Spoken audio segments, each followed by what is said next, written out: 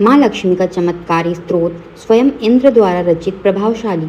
एक बार देवराज इंद्र ऐरावत हाथी पर चढ़कर जा रहे थे। रास्ते में दुर्वासा मुनि मिले।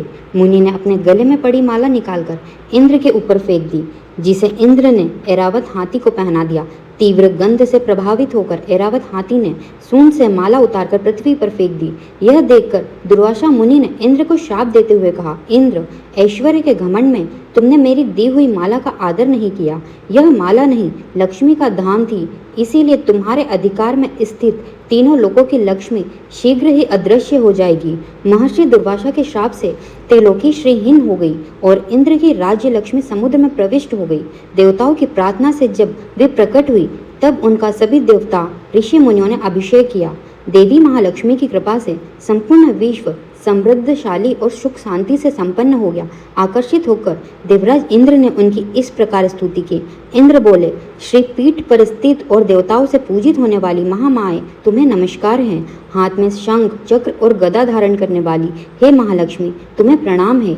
गरुड़ पर आरूढ़ हो कोलासुर को भय देने वाली और समस्त पापों को हरने वाली हे भगवती महालक्ष्मी, तुम्हें प्रणाम है। सब कुछ जानने वाली, सबको वर देने वाली, समस्त दुष्टों को भय देने वाली और सबके दुखों को दूर करने वाली हे देवी महालक्ष्मी, तुम्हें नमस्कार है। सिद्धि, बुद्धि, भोग और मोक्ष देने वाली हे मंत्रपूत भगवती महालक्ष्मी, तुम्हें सदा प्रणाम है। हे देवी, हे आदि अंतरहित आदिशक्ति, हे महेश्वरी, हे योग से प्रकट हुई भगवती महालक्ष्मी, तुम्हें नमस्कार है। देवी, तुम स्थूल, सूक्ष्म और महारौद्र रूपिणी हो, महाशक्ति हो, महोदरा हो और बड़े बड़े पापों का नाश करने वाली हो। हे देवी महालक्ष्मी, तुम्हें नमस्कार है। हे कमल के आसन पर विराजमान पर ब्रह्म स्वरूपिणी देवी, हे परमेश्वरी, हे जगदम्ब, हे महालक्ष्मी, तुम्हें मेरा प्रणाम है। हे देवी, तुम श्वेत एवं लाल वस्त्र धारण करने वाली और नाना प्रकार के अलंकारों से विभूषिता हो, संपूर्ण जगत में व्याप्त एवं अखिल लोक को जन्म देने वाली हो। हे महालक्ष्मी, तुम्हें मेरा प्रणाम है। जो मनुष्य भक्ति युक्त होकर इस महालक्ष्मय स्त्रोत का सदा पाठ करता है, वह सारी सिद्धियों और राजवैभव को प्राप्त कर सकता है। जो प्रतिदिन एक समय पाठ करता है, उसके बड़े बड़े पापों का नाश हो जाता है। जो 2 समय पाठ करता है, वह धन्य धान्य से संपन्न होता है।